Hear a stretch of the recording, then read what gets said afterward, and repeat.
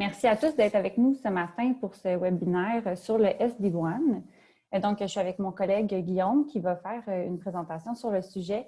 Si vous avez assisté au dernier webinaire présenté par Maude qui était sur le même sujet, sachez qu'aujourd'hui, on va aborder des thèmes un peu différents. Donc, comme à l'habitude, vous pouvez utiliser le Q&A pour poser vos questions. Puis, à la fin du webinaire, on va prendre le temps de répondre à celles-ci. Ensuite, à la fin du webinaire également, je vais vous partager un sondage qu'on apprécierait beaucoup que vous preniez le temps d'y répondre parce que ça nous aide beaucoup, en fait, à nous améliorer et à améliorer également le contenu de nos webinaires. Donc, Guillaume, je te laisserai la parole tout de suite pour nous présenter tous les aspects du SD-WAN. Parfait. Je vois qu'on est 25. On peut peut-être donner encore 1 ou 2 minutes Oui, certainement. pour être sûr que tout le monde arrive. Je peux quand même commencer en disant le SD-WAN, il y a beaucoup de marketing autour du SD-WAN. C'est quelque chose qui est assez populaire, ou en tout cas, les mots SD-WAN sont assez populaires. Le but aujourd'hui, c'est, je trouve qu'en parlant avec beaucoup de différents personnes, on réalise qu'il y a quand même des concepts qui sont pas nécessairement bien saisis partout par rapport au SD-WAN, ou ce que ça veut dire, ou ce que ça peut faire. Fait que c'est pas un exercice ou une session hyper technique, mais j'avais quand même le goût de essayer de démystifier certaines compréhensions ou essayer de mettre en contexte là, certaines choses. Là, qu'est-ce que l'SD-WAN peut vraiment faire? Et en contraste un peu avec, parce qu'on entend souvent que ça peut ou c'est parfait pour remplacer un réseau MPLS, par exemple, ou des réseaux privés, mais à moindre coût. C'est juste essayer de bien saisir c'est quoi les petites distinctions ou en quoi les grandes lignes de ces deux produits-là peuvent aider, puis de voir dans le fond, est-ce que c'est une bonne solution? La réponse va toujours être ça dépend. Ça dépend beaucoup de votre réalité. Puis c'est un peu ça que je voulais couvrir aujourd'hui. Fait que, on pourra y aller tout de suite. Je vais partager mon écran.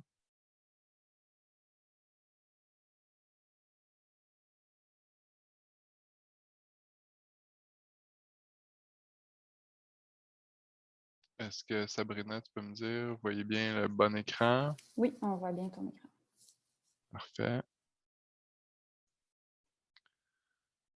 Alors, voilà. Alors, un autre épisode de la série Connecté de Fibre Noire, le SD-WAN. Donc, je pense, la première chose pertinente à faire, c'est peut-être de prendre un petit pas de recul et de faire un résumé de ce que c'est le SD-WAN. Évidemment, tout le monde a déjà soit sa petite idée ou déjà entendu parler ou connaît même très bien ça ou en a déjà déployé, peu importe le niveau. Je voulais quand même prendre quelques minutes pour résumer là, ce que consiste le SD-WAN. Parce qu'il y a beaucoup de différents messages qui sont partagés sur le marché. Pour faire du SD-WAN, je pense que le point numéro 1 pour considérer ça du SD-WAN, ça prend au moins 2 liens de télécom ou plus. Déjà là, on a un premier conception qui n'est pas nécessairement parfaite du SD-WAN, c'est-à-dire que les gens vont, par exemple, se faire proposer par différents fournisseurs ou différentes compagnies ou partenaires un lien, par exemple, broadband, un Vidéotron coax, un Bell Fibre, avec une relève LTE en backup, et on appelle ça du SD-WAN. C'est semi-vrai, c'est-à-dire que c'est pas faux, dans le sens qu'en arrière, la configuration, qu'est-ce qui se passe? Ça utilise les interfaces SD-WAN pour s'assurer que le failover se fasse bien entre le service ou le basculement en cas de panne, que les services qui passent sur le produit filaire se retrouvent sur le produit LTE dynamiquement, si on veut. Fait que ça utilise certaines fonctionnalités du SD-WAN, mais vraiment, pour faire du SD-WAN, on a besoin d'avoir 2 liens actifs ou plus. Donc, pas un lien de relève et un lien actif, 2 liens actifs ou plus. Et ça prend évidemment un équipement qui connecte ces liens-là, qui offre la fonctionnalité SD-WAN. Donc, il y a plusieurs manufacturiers, il y a plusieurs façons de faire. Il y a majoritairement encore aujourd'hui des équipements physiques qui font ça. Il y a quand même des modèles virtuels là, qui peuvent être retrouvés, qui vont être installés, disons, sur un serveur déjà en place ou un autre équipement de type white box, disons, ou des choses comme ça. Le fonctionnement du SD-WAN, en gros, c'est sur les 2 liens, basé sur la couche 7 du modèle OSI. Là, je l'ai caché, mon I, on dirait juste OS, modèle OSI.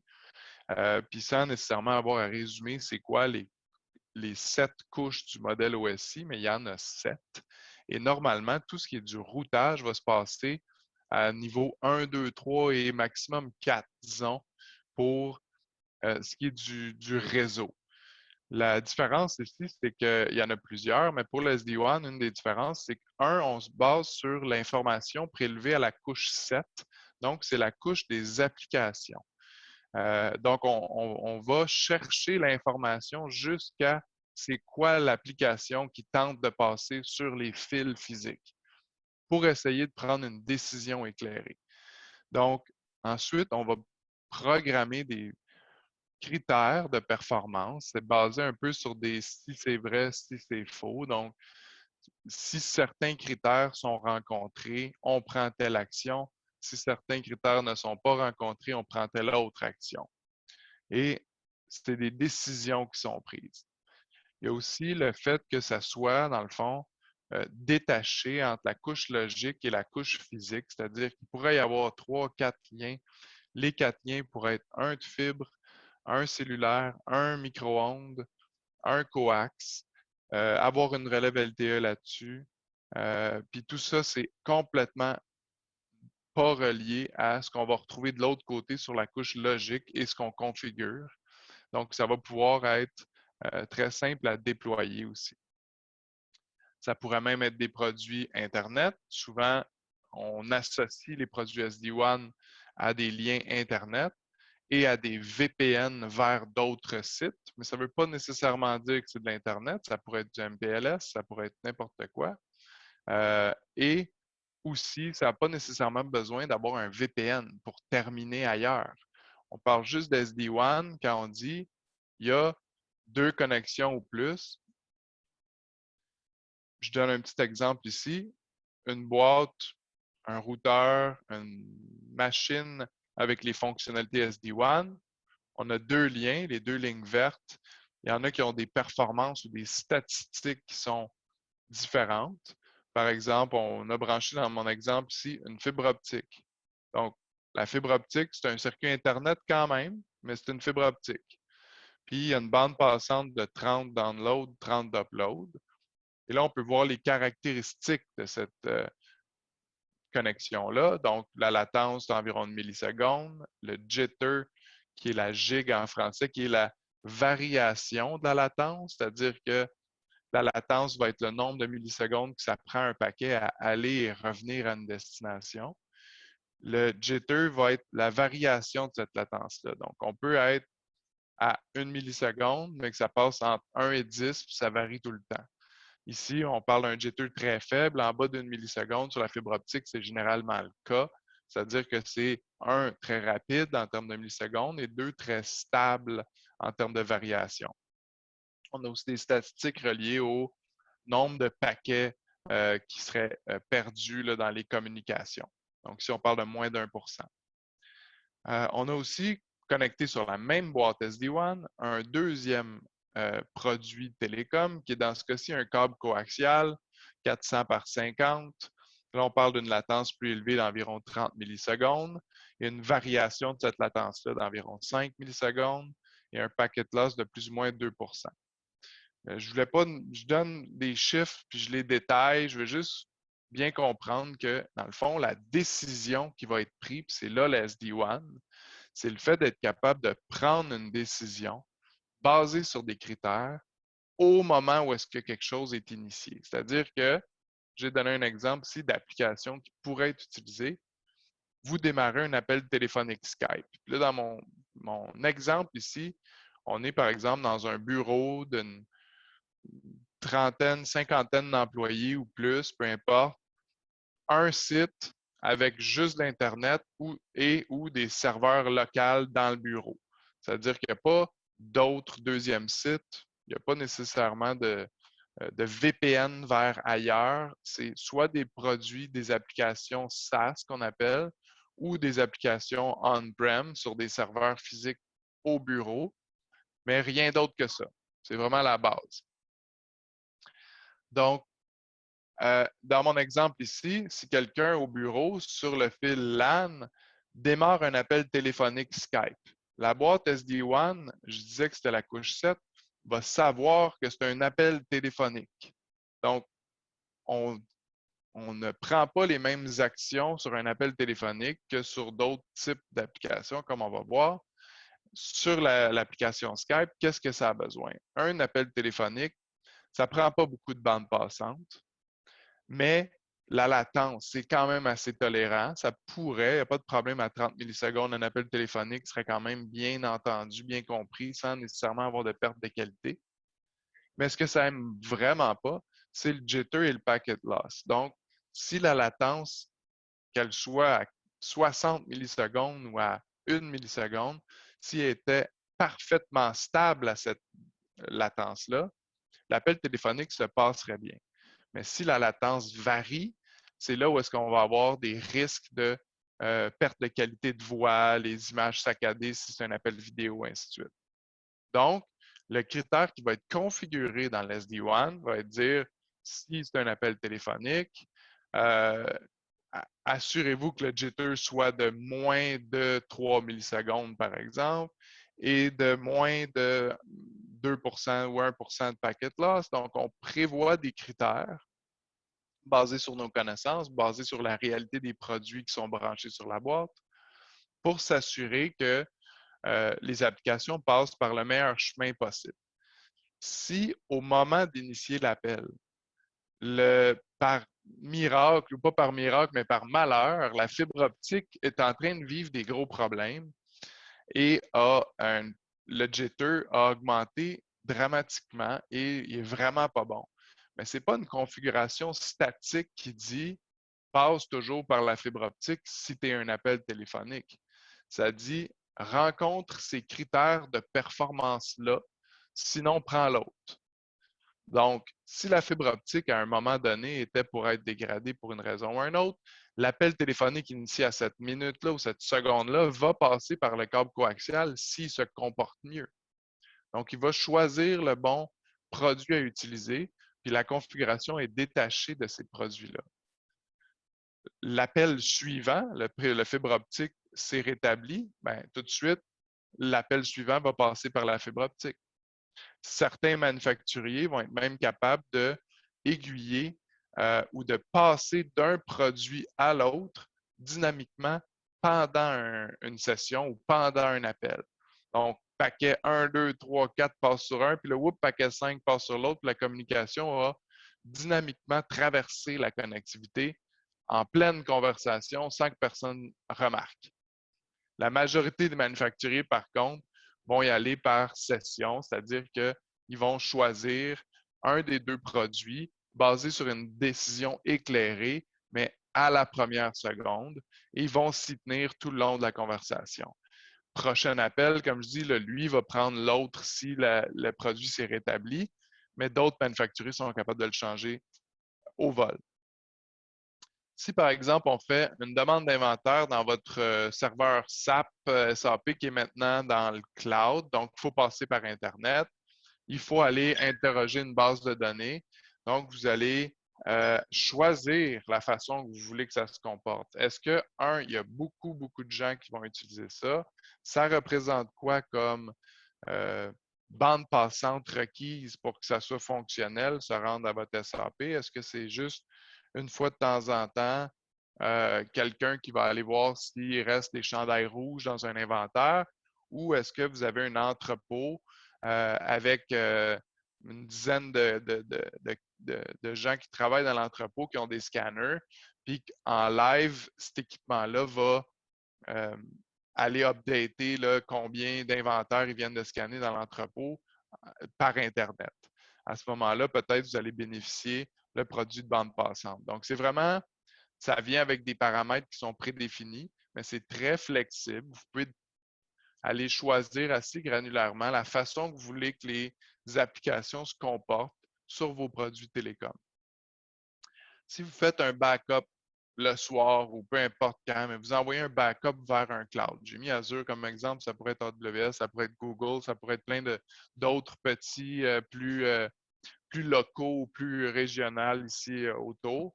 Ce que ça fait, c'est que lui, la latence puis le jitter, c'est pas vraiment important. Puis à la limite, le packet loss, s'il a envoyé un paquet qui ne s'est pas rendu, le protocole dans un backup, ça utilise TCP, il va le savoir qu'il manque un paquet, il va lui réenvoyer les paquets dans la communication suivante, puis tout va finir par se rendre à destination. Ce que le backup aime faire, c'est d'avoir beaucoup de bandes passantes.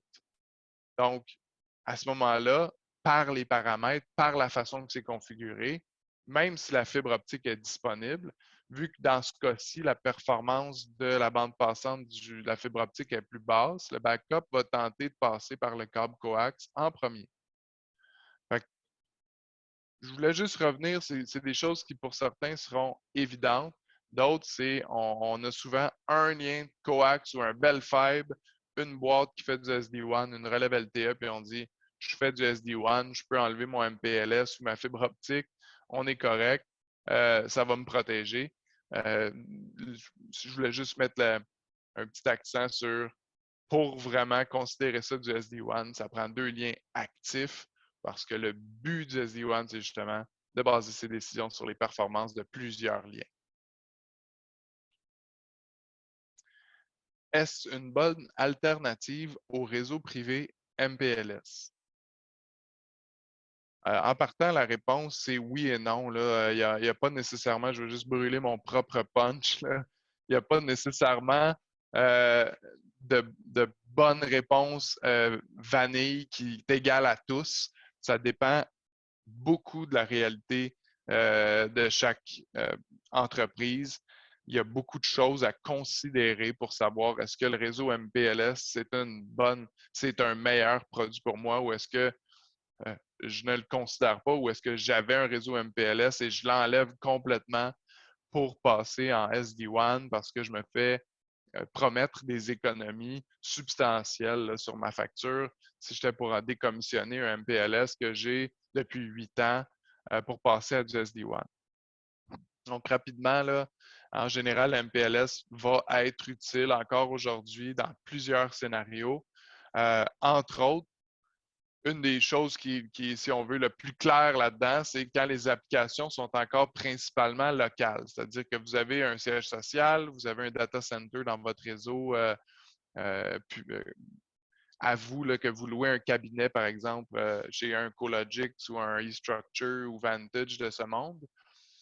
Ben, à ce moment-là, la MPLS est encore une excellente solution parce que la majorité du trafic que vous allez faire va se retrouver à l'intérieur de votre réseau. Puis évidemment, il n'y a pas de compromis pour la qualité de service. Pour l'SD-WAN, par contre, flexibilité et rapidité de déploiement, ça c'est extrêmement vrai parce que souvent on va trouver n'importe quoi de télécom qui se trouve là-bas, puis avec la boîte SD-WAN, on est capable de se débrouiller pour trouver quelque chose. Donc, un exemple de réseau MPLS, historiquement, on donne ici par exemple 3 sites. Vous avez un siège social et 2 sites branch. Ça ici, c'est des serveurs. Vous avez donc vos applications sur des serveurs à l'intérieur du siège social. Quand un employé ou un utilisateur d'un des sites distants doit consulter un élément dans vos bases de données qui sont au site, ils vont prendre le chemin du réseau privé, se retrouver au siège social et questionner la base de données client. Normalement, on met une connexion Internet à 1 ou 2 sites au moins, idéalement, là, pour avoir une certaine robustesse dans un réseau MPLS. Il va y avoir donc un firewall ou un pare-feu qui serait installé à un des sites au site principal, où est-ce que lui sera connecté à Internet.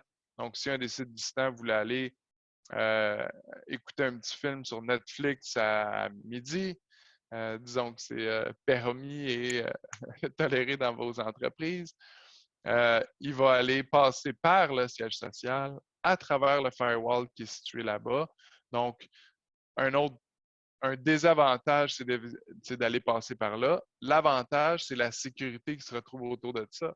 Vous avez un firewall, vous contrôlez la porte de sortie et d'entrée des potentielles menaces qui se trouvent sur Internet et vous avez des règles uniformes à tous les sites. Donc, vous passez par le siège social, vous ressortez par le firewall et vous accédez à Netflix si c'est permis dans les règles de pare-feu.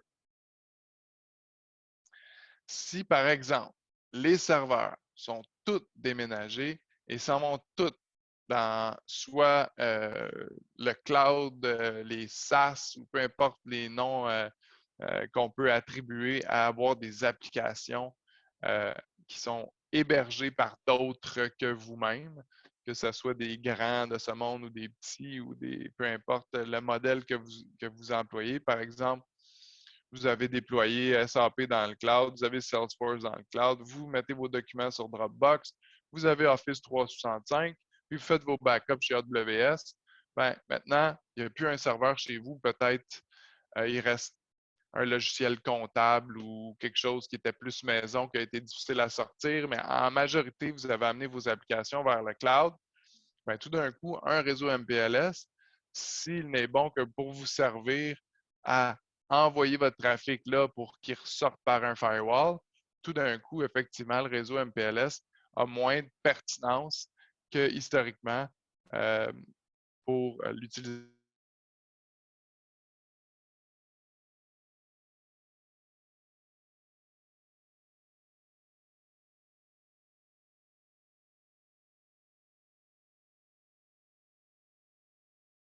Les vieilles techniques de dire on a de l'Internet partout. Donc, direct, un accès direct de tous les bureaux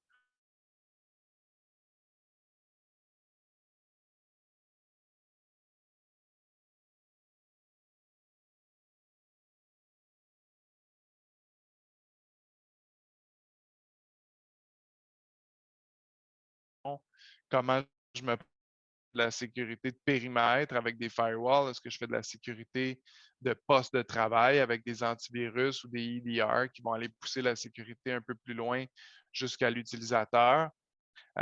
Évidemment, idéalement, une combinaison de ces deux choses-là. Et dans le fond, redonner un peu l'accès Internet à tout le monde. Là, est-ce qu'on repère un peu le contrôle, aller mettre des routeurs, aller configurer des règles qui ne seront pas uniformes? Si vous avez des employés qui se déplacent d'un bureau à l'autre, comment ça se passe, ces choses-là. Donc, c'est une réflexion qui est évidemment à avoir euh, pour ça. Maintenant, si on veut aller à dire on fait du SD-WAN dans ces succursales-là, bien évidemment, il faut avoir une boîte qui fait du SD-WAN. Il faut quand même penser à la sécurité. La bonne nouvelle, c'est que beaucoup de manufacturiers de SD-WAN sont des compagnies de sécurité ou étaient des compagnies de SD-WAN et se développent en sécurité. Donc, d'un côté ou de l'autre, certains des joueurs qui offrent le SD-WAN offrent aussi des fonctionnalités de sécurité qui peuvent être activées sur la même boîte. Dans d'autres cas, il faut penser à avoir un équipement pour l'SD-WAN et une méthode de sécurité, soit un équipement physique, virtuel ou d'autres choses pour s'occuper de colmater les brèches potentielles qui seraient ouvertes en mettant des adresses IP publiques et de l'ouverture à Internet. Donc, comme je disais au départ, si on veut faire du SD-WAN, ça prend au moins 2 liens. Ça peut rester un lien de fibre optique. Par exemple, vous aviez un lien de fibre optique avant MPLS à 50 mégabits. Ben maintenant, vous avez encore un lien 50 mégabits fibre optique, mais c'est devenu de l'Internet. Et pour faire du SD-WAN, pour essayer d'optimiser un peu ces performances-là, vous avez ajouté un câble coax. Ben, là, dans cette réalité-là, quand on parle de coûts, quand tout le monde fait miroiter des économies extrêmes de passer d'un à l'autre, ben, on parle d'à peu près le même prix pour la fibre optique que vous aviez déjà. On ajoute un équipement qui fait du SD-WAN et ou de la sécurité, et on ajoute un produit broadband comme le câble coax et du bel fibre. Fait que dans ces scénarios-là, qui serait probablement le SD-WAN le plus robuste possible, avec une relève LTE évidemment, ben, les coûts par rapport au MPLS ont peut-être même augmenté. Donc, ce n'est pas nécessairement un, billet ou une, une économie garantie de vouloir faire du SD-WAN partout. Il faut comprendre c'est quoi le but et comment on veut y l'atteindre.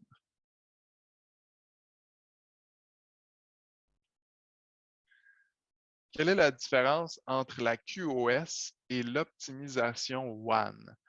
Parce que ça, c'est une autre chose qui est très intéressante. La façon que c'est partagé ou c'est dit, il y a beaucoup de flou autour de est-ce qu'on peut prioriser ou comment ça marche la QoS quand on fait du SD-WAN. Quand on parle de QoS, évidemment, pour faire de la vraie QoS, la qualité de service, donc de la priorisation d'un type de trafic sur d'autres types de trafic. Par exemple, on priorise la téléphonie sur un backup. On priorise un accès au ERP ou CRM à une connexion à un lien Internet. Donc, on peut faire une hiérarchie et prioriser selon l'importance de chacun des types de communication. Ce n'est pas juste l'importance, mais c'est dire aussi la sensibilité. Donc, la téléphonie, pour vous, peut-être, c'est pas par là que l'argent rentre, si on veut, c'est pas un produit extrêmement important. Vous l'utilisez parce que c'est là, mais vous passez plus par les cellulaires ou les applications web. Ben, la téléphonie doit être priorisée quand même en priorité numéro un. Ce n'est pas nécessairement juste par importance, mais aussi par sensibilité des applications qui sont utilisées. Donc, pour faire de la QoS, ça prend un réseau privé par un opérateur qui s'occupe d'avoir ça à l'intérieur de son réseau, les communications, sans que ça aille sur l'Internet public. Donc, l'adresse A dans un réseau, par exemple, de fibre noire, l'adresse B peut être à Vancouver, elle peut être aux États-Unis, peut être en Europe, ça ne dérange pas, mais elle doit être opérée par le même fournisseur de services. Et à ce moment-là, vu que c'est dans des réseaux privés, il n'y a pas d'Internet qui est impliqué dans un réseau comme ça, le fournisseur peut assurer une qualité de service qui va être garantie sur un réseau. Donc, ça, c'est la QoS, la vraie QoS. Ensuite, quand on parle de QoS sur des équipements SD-WAN, je dis la vraie QoS, ça ne veut pas dire, je ne veux pas dénigrer non plus ce qui est fait du côté SD-WAN ou des équipementiers qui fournissent ces options-là. Dans certains cas, c'est presque impossible. Bon, en fait, c'est presque parfait comme comportement, ce que ça offre. Mais ce n'est pas la même chose, il faut juste comprendre qu'est-ce que ça offre. Si on revient à dire du SD-WAN, est-ce qu'automatiquement il y a de la QoS? Il y a la possibilité dans ces boîtes-là souvent de faire de la QoS en sortie ou en entrée. Ça veut dire que de votre côté, sur votre réseau à vous interne, dans vos câbles, dans les murs de votre bâtiment, jusqu'à la boîte, avant Internet, on peut dire qu'on priorise un trafic sur un autre. Donc, si vous êtes dans un bureau et vous êtes au téléphone, puis 6 bureaux à côté de vous, quelqu'un est en train de downloader Game of Thrones activement, puis en même temps, il part plusieurs fenêtres de plein de choses, puis il y a d'autres employés, puis tout le monde consomme plein de choses, bien, il est possible pour vous de ne pas compétitionner contre vos collègues. Donc, on parle à l'interne de votre réseau, on peut faire de la QoS, puis s'assurer, on est dans un réseau privé, même s'il y a juste de l'Internet au bout, on est dans un réseau privé interne à vous, la QoS peut être appliquée. Ensuite, quand on sort ça sur Internet ou on lance ça sur Internet, il n'y a pas de magie. Personne ne contrôle rien sur Internet. Okay? L'Internet, là, on parle d'un spaghetti de connexion.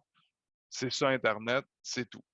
Est-ce que quelqu'un peut faire de la QoS, de la vraie QoS sur Internet? Non. il y a eu un projet aux États-Unis, là, que je ne sais pas où est-ce que ça en est rendu, ça s'appelait Net Neutrality, où est-ce que certaines compagnies essayaient de démocratiser ou hiérarchiser les connexions Internet. Pour dire, par exemple, tu as 4 abonnements Netflix, tu peux payer 5 $, 10 $, 20 $, 30 $, puis plus tu payes cher, plus tu es prioritaire sur Internet. Donc, certaines compagnies essayaient de mettre la QoS, si on veut, sur Internet, mais jusqu'à aujourd'hui, ça n'existe pas. C'est un spaghetti, personne ne contrôle rien. Donc, si on parle d'une source, c'est votre bureau. Il y a un équipement SD-WAN, disons, qui est branché là. Et vous allez faire un appel à destination de où est-ce que vous appelez, par exemple. Ben, il y a des paquets qui, en général, c'est des bundles de paquets qui sont échangés. C'est par paquet de 5 et ils vont être envoyés sur Internet. Puis là, sur Internet, il y a plusieurs routes, il y a plusieurs trajets, il y a plusieurs chemins. On peut se croiser les doigts puis espérer fortement que ça se passe bien. Puis aujourd'hui, je vous dirais que ça se passe bien en général. Les produits Internet, les backbones de tout le monde, les interconnexions, si on veut, entre Fibre Noire et Bell, entre Bell et TELUS, entre les fournisseurs de services, les fournisseurs de contenu. Donc, les nœuds ou les possibilités qu'il y ait de la congestion dans un réseau Internet, le spaghetti en arrière est plus limité. On peut en donner un très bon exemple en ce moment. Je suis chez moi sur Internet, sur un produit Vidéotron Coax. C'est une conversation téléphonique avec du vidéo. Je sais là, je peux pas juger moi-même si si j'ai coupé dans ma voix ou dans l'image depuis que j'ai commencé. Mais disons qu'en général, aujourd'hui, les produits et les liens et le réseau en arrière, ça se passe relativement bien tout le temps. Mais il y a une possibilité que ça ne se passe pas bien et il n'y a absolument rien qui peut être fait à ça. Dans le cas où est-ce que je dis, par exemple, il y a une congestion dans un réseau ici, on envoie les 5 paquets, ils prennent plein de chemins différents. Ça se peut que le 3 arrive en retard sur le 4 et le 5. Il va peut-être se rendre ou il n'y arrivera pas, mais dans une conversation téléphonique ou vidéo, si le 3 arrive après le 4, il va être volontairement droppé parce que ça ne sert plus à rien de faire entendre un mot que j'ai dit il y a 10 secondes. On est rendu ailleurs dans ma conversation. Donc, il n'y a pas de possibilité de faire de la vraie QoS sur Internet.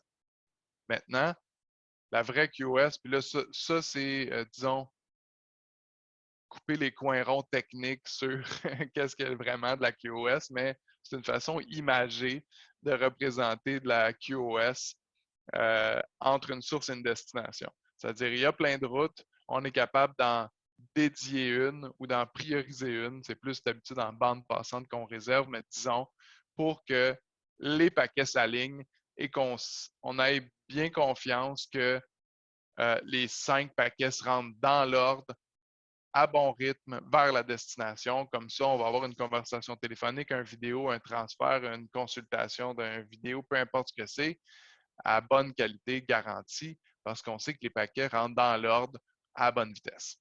Pour faire ça, évidemment, ça prend un réseau privé. Il faut qu'on puisse contrôler les routes qui sont à l'intérieur du nuage. Si on est dans le spaghetti d'Internet ou la boîte noire, on oublie ça, personne ne peut le faire. Qu'est-ce que de l'optimisation WAN? Puis là, excusez-moi, c'est lourd comme dessin. Je vous laisse un peu le temps de l'assimiler.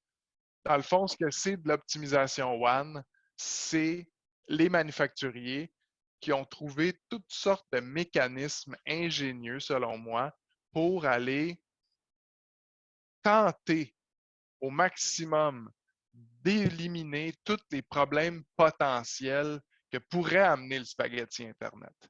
Donc, des jitters qui vont varier trop fortement, des latences qui vont s'étirer, de la congestion quelque part dans le réseau, donc des paquets qui arrivent en retard sur d'autres. Il y a plusieurs mécanismes qui pourraient être utilisés par ces manufacturiers-là, mais j'en donne un rapidement. Par exemple, quand ils voient que la performance des liens n'est pas bonne, puis que le résultat des transferts de paquets n'est pas parfait, ben à ce moment-là, ils se mettent à dupliquer, tripler, quadrupler, quintupler le nombre de paquets qu'ils envoient. Par exemple, si au lieu d'envoyer juste 1, 2, 3, 4, 5 comme tantôt, j'envoie 3 fois 1, 3 fois 2, 3 fois 3, 3 fois 4, 3 fois 5, ben, je peux espérer que même si ces 2, 3-là ici vont finir par se congestionner, par arriver en retard sur un 4 qui va rentrer en premier, qui va faire que les 3 rendus là-bas vont être volontairement droppés, ben, il y a peut-être un des 3 quelque part qui va s'être rendu à la bonne destination au bon moment. Il va rester peut-être 3-1, 2-2, 1-3, 3-4, puis il va rester au moins un, en espérant, des paquets dans le transfert. Évidemment, ça prend une boîte, si on veut, ou un équipement d'optimisation One des deux côtés. Parce que la source va se mettre à tripler, quintupler, whatever, les paquets, et la destination avec l'autre équipement va intercepter tout ce trafic superflu-là et lui renettoyer ça pour vous présenter 1, 2, 3, 4, 5 bien dans l'ordre comme il faut. D'autres mécanismes vont être de dire on va induire volontairement une latence. Parce que si ça varie toujours entre 10 et 30, ça cause un problème. Ben, peut-être qu'on va volontairement se dire OK, on induit une latence supplémentaire pour se rendre tout le monde à 40. Mais une fois qu'on est à 40, on reste stable là. On est capable de contrôler la variation qui se passe en dessous des latences induites. Fait qu'il y a plein de petits mécanismes comme ça qui vont, si on veut, contourner le problème de la boîte noire inconnue en essayant de lancer des solutions dans la boîte noire, puis les rattrapant de l'autre côté, puis espérer pouvoir faire quelque chose qui a de l'allure avec ça.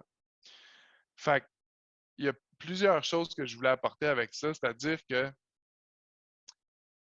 ce que j'entends souvent, c'est justement des propositions de services qui sont faites par différents manufacturiers ou fournisseurs de services ou managed service providers qui vont dire je te mets une boîte SD-WAN, je te mets un lien coax, une relève LTE, puis tu vas voir, on peut faire de la QoS, on fait du SD-WAN, tu peux enlever ton lien MPLS à 1 000 $ par mois, on va rentrer un coax à 100 $ par mois, plus ma boîte, peut-être 200 $, peu importe le vrai chiffre, puis tout d'un coup, on peut faire de la QoS, ainsi de suite.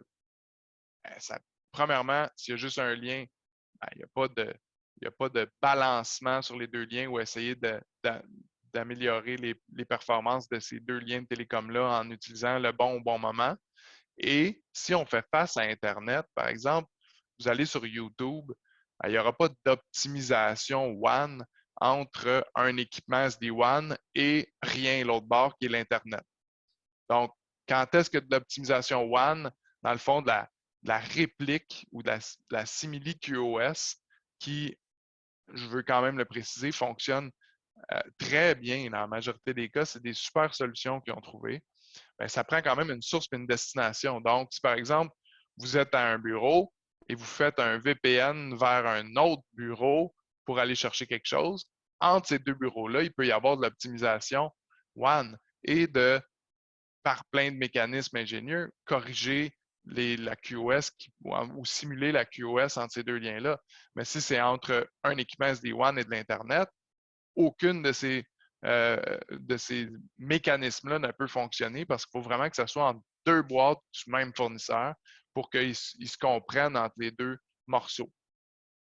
Il faut juste faire attention à ce qui est promis quand on dit « Oui, ma boîte SD-WAN fait de la QoS ».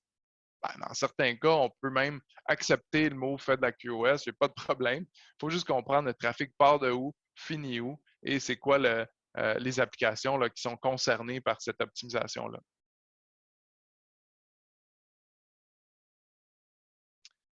Est-ce que le MPLS et le SD-WAN peuvent coexister? Parce que j'entends aussi souvent, on veut remplacer un par l'autre, on veut aller de all-in MPLS à all-in SD-WAN.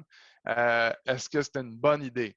J'enlève mon réseau 25 sites MPLS, puis je remplace ça par 25 boîtes SD-WAN demain matin. Dans certains cas, peut-être, il n'y a pas de problème, tout est possible, mais il faut juste bien comprendre que oui, les deux peuvent très bien coexister, puis c'est surtout même dans ce modèle-là qu'on voit, si on veut, les premiers qui ont adopté le SD-WAN, les early adopters au départ, c'était principalement dans des réseaux qu'on pourrait appeler hybrides. Donc, le réseau hybride, qu'est-ce que ça permet? C'est-à-dire que peut-être vous avez encore un réseau MPLS avec, ici j'ai mis 3 bureaux principaux, disons Montréal, Québec, Toronto, avec une centaine d'employés dans chacun des sites, avec des serveurs physiques qui se retrouvent encore au siège social. Il y a encore une pertinence à s'échanger des données entre les bureaux. Il y a beaucoup de choses qui se passent là. Il y a quand même certaines applications qui ont été déplacées vers le cloud. Il y a un besoin d'avoir une bonne connexion Internet et évidemment une bonne gestion de la sécurité autour des réseaux comme ça.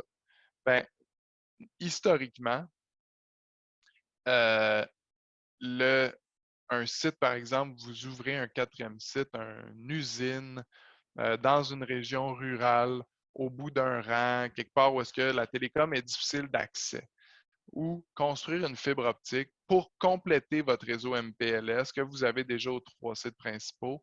Ben là, on parle de 2, 3, 4 000 par mois ou des frais exorbitants d'activation, un 15-25 000 au début pour aider à la construction de ce déploiement-là. Puis au bout de la ligne, cette usine-là, il y a 15 utilisateurs dedans.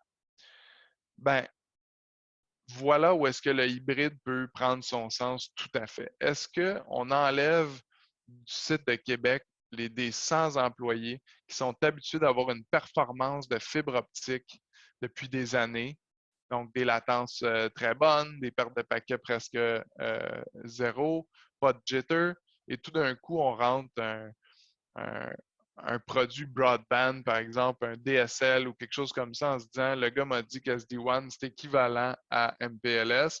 Ben, les 100 employés là-bas vont peut-être trouver ça un peu dégradé là, comme performance. Mais les 15 nouveaux ou un bureau de 15 employés, si le fournisseur qui vous fournit le réseau MPLS a des gateways VPN. Un gateway VPN, c'est justement un gros équipement qui va permettre de terminer les VPN. Tantôt, je disais que l'optimisation, ça doit se passer entre 2 équipements. Ça pourrait se passer entre un bureau et un autre bureau. Si vous avez le même type d'équipement firewall, vous pouvez faire un VPN entre les deux et d'utiliser les fonctions d'optimisation.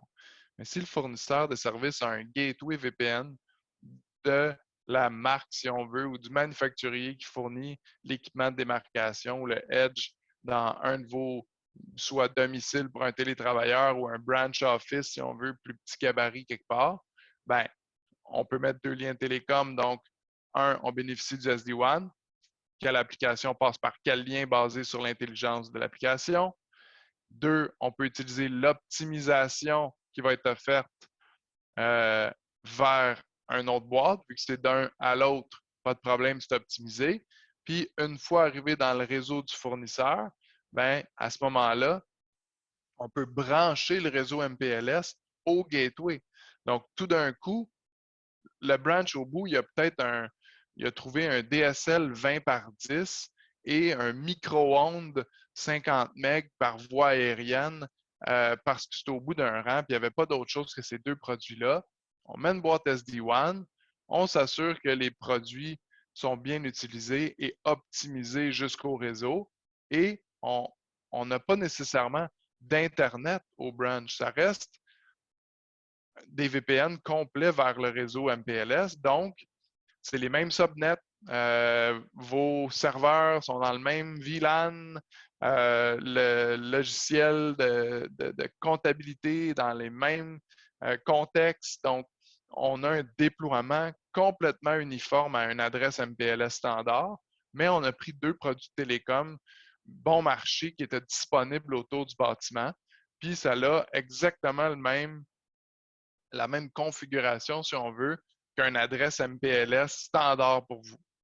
Fait que dans ce contexte-là, le hybride MPLS SD-WAN est parfait pour plusieurs choses. C'est souvent dans ce contexte-là qu'on le retrouve.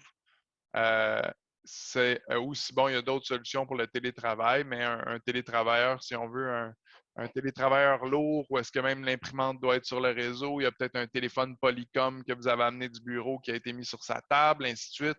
À ce moment-là, le SD-WAN avec un équipement SD-WAN qui va faire des tunnels sur un ou deux liens de télécom vers un gateway VPN, c'est parfait pour ce genre d'utilisation-là.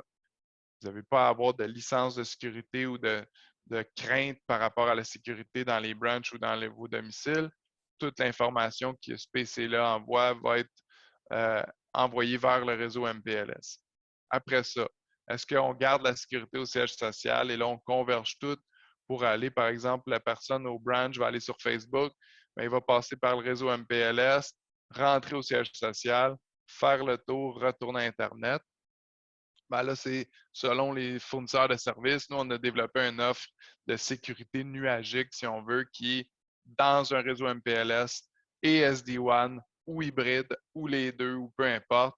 On est capable d'offrir la sécurité, disons, directement au point de peering Internet. Comme ça, quand on rentre par n'importe où dans un réseau MPLS ou SD-WAN, on peut aller directement passer des filtres de sécurité uniformes et se retrouver à Internet. Tout ça mélangé ensemble, c'est clairement la façon aussi de transitionner pour avoir le temps de se rendre à une transition, disons que où est-ce qu'il y a certaines applications qui sont encore chez vous et qui vont se déplacer doucement vers le cloud.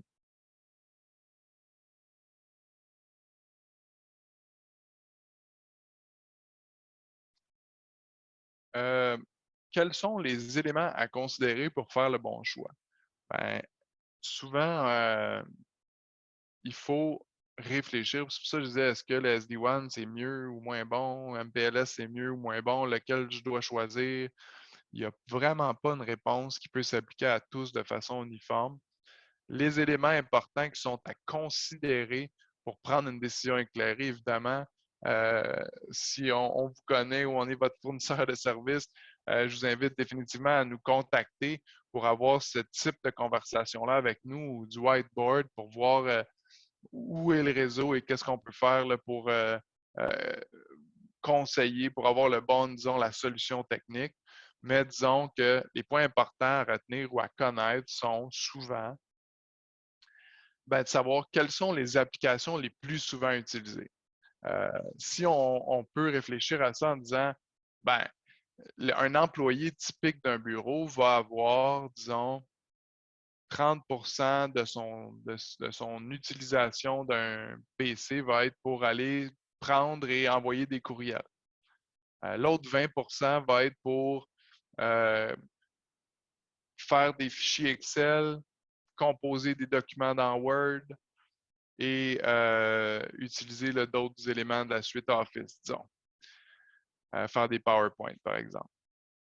Et le reste du temps, c'est du dessin AutoCAD, mais local ou dessin AutoCAD ou d'autres types de logiciels de dessin.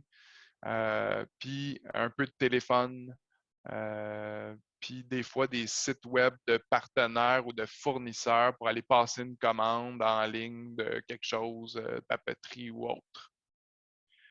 C'est important de savoir c'est quoi les applications, puis en quelle proportion sont utilisées.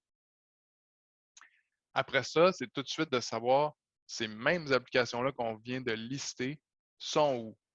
Est-ce qu'on disait, c'est beaucoup de courriels, Excel, Word et PowerPoint. Bon, est-ce que vous avez un serveur Exchange dans votre salle technique ou est-ce que vous êtes en Office 365? Donc, est-ce que vous allez passer par Internet à chaque fois que vous enregistrez un fichier Excel ou est-ce que vous allez prendre vos courriels localement sur votre serveur en arrière? Donc, l'importance de savoir les applications sont situées où. Où sont les utilisateurs et combien sont-ils? Est-ce que vous êtes tous dans le bureau? Est-ce que tout le monde a accès? Est-ce que là, le télétravail, c'est quelque chose de temporaire pour se rendre au retour au bureau? Est-ce que ça va devenir une pratique plus courante chez vous? Est-ce que ça va être... Donc, toutes ces questions-là, à savoir où sont les utilisateurs. Ça ne veut pas dire qu'une ou l'autre des deux solutions ne sont pas bonnes si tout le monde est à la maison, mais combien sont-ils pour savoir un peu aussi quel type de produit là, appliquer. Quelle est la tolérance au risque? Dans tous les cas, ça, que ce soit le SD1 ou la MPLS, il faut toujours savoir, puis là, ça peut sembler une question simple, puis là, j'ai même précisé tolérance au risque par rapport à de la perte de service, mais tolérance au risque aussi par rapport à de la perte de qualité. Tout le monde pense que oui, une panne, c'est plate, on le sait, mais il y a différentes réalités dans différentes entreprises. Certaines entreprises vont perdre, disons, l'Internet pendant une heure. Mais pendant cette heure-là, ben, ils peuvent compléter quand même leurs fichiers qu'ils sont en train de compléter. Ils ne vont pas pouvoir l'enregistrer pendant un moment. Et le type de clients qu'ils ont sont des clients qui sont récurrents, avec qui ils ont des contrats annuels. Fait que s'ils ne sont pas capables de passer une commande pendant cette heure-là, ben, ils vont attendre l'heure suivante. Ils vont vous rappeler, puis ils vont compléter la même commande. Dans d'autres entreprises, ben, les applications qui se retrouvent à distance en remote desktop ou en autre, quand il n'y a plus d'Internet à ce site-là, il y a peut-être 200 employés qui ne peuvent plus du tout produire rien. Ils n'ont plus accès à rien, même pas Internet, rien. Donc, à ce moment-là, ben, tu as 200 fois le salaire de ces employés-là. Plus que peut-être sont dans une industrie où est-ce que la commande, ce n'est pas nécessairement des clients fidèles. Donc, si un client est tombé sur votre site ou votre téléphone, ben, il va vous le commander à vous, mais si ça ne répond pas, c'est engagé ou il n'y a pas accès à votre site, ben, il va passer au lien suivant dans Google puis commander cette même commande à quelqu'un d'autre. Fait que là, c'est facile de chiffrer assez rapidement qu'une heure, même une seule heure de perte de service peut être des montants là, astronomiques de perte à chiffrer chez quelqu'un.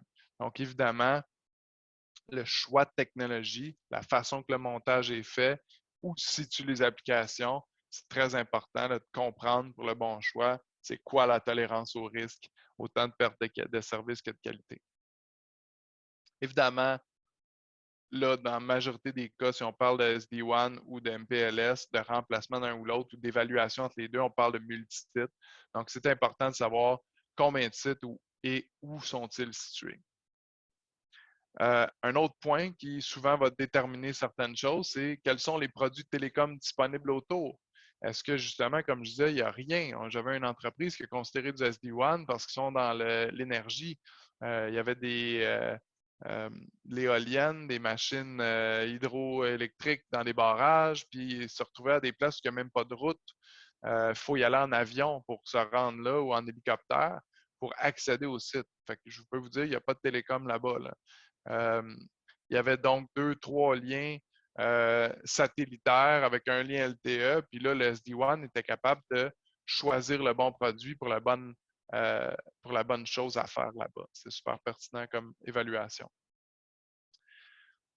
Une autre bonne question à savoir, c'est de quoi aura l'air le parc informatique à moyen terme. J'ai mis parc informatique pour dire plus large que juste les routeurs, les switches. On parle même des PC ou dans quel environnement à moyen terme, donc d'ici quelques mois, années, qu'est-ce que ça va avoir l'air pour être sûr de bien planifier les prochaines étapes.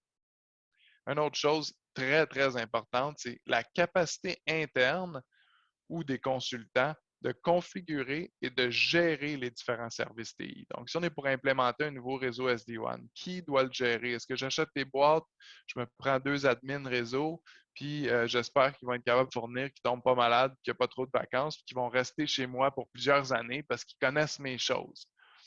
Donc, est-ce qu'on a la capacité interne de gérer ça? C'est des choses à savoir avant d'aller commencer, si on veut, une évaluation. Et rapidement, à quelle étape ou à quel moment du cycle de vie se trouvent les éléments réseau, les batteries UPS, les serveurs eux-mêmes, les routeurs, les firewalls, les switches. Donc, tous les équipements réseau sont où dans leur vie, à savoir quel type de remplacement on doit faire, puis est-ce que c'est le bon moment là, de réfléchir à tout ça en même temps.